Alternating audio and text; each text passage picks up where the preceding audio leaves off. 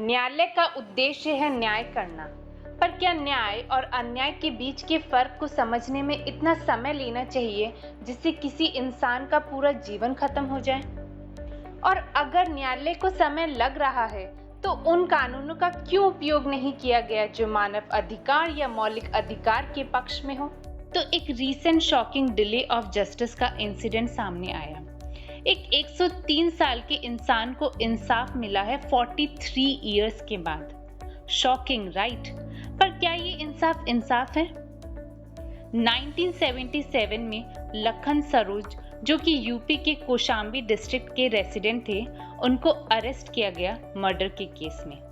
He was only 37 years at that time. इनके साथ 3 और लोगों को भी अरेस्ट किया गया था। वो तीनों जस्टिस का वेट करते करते ही मर गए। 1982 में district and sessions court Prayagraj ने इन्हें लाइफ इम्प्रिजनमेंट दिया। इस पर इन्होंने इलाहाबाद हाई कोर्ट में अपील फाइल की और हाई कोर्ट ने एविडेंस का री एग्जामिनेशन के बाद ये कहा इन 2025 कि कोई सॉलिड ग्राउंड ही नहीं है लखन को कन्विक्ट करने का और उनको एक्विट किया गया। क्या 43 इयर्स में विटनेस की मेमोरी में कोई चेंज नहीं आया होगा? 43 लॉन्ग इयर्स लग गए हाई कोर्ट को लखन को बाइज्जत बरी करने के लिए। एक्विटल के बाद भी he spent 20 more days in jail. Justice delayed is justice denied. मतलब देर से मिला इंसाफ कई मायनों में ना मिलने जैसा है। एक लेटेस्ट डेटा शेयर करती हूँ मैं आप लोगों के साथ।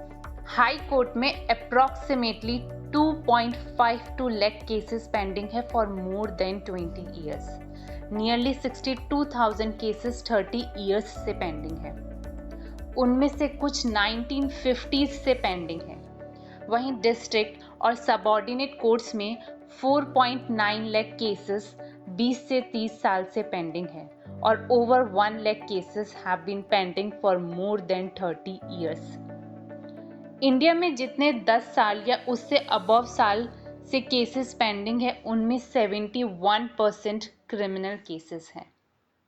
What is your view on this? Drop your thoughts in the comments below. Thank you for watching and don't forget to subscribe this channel.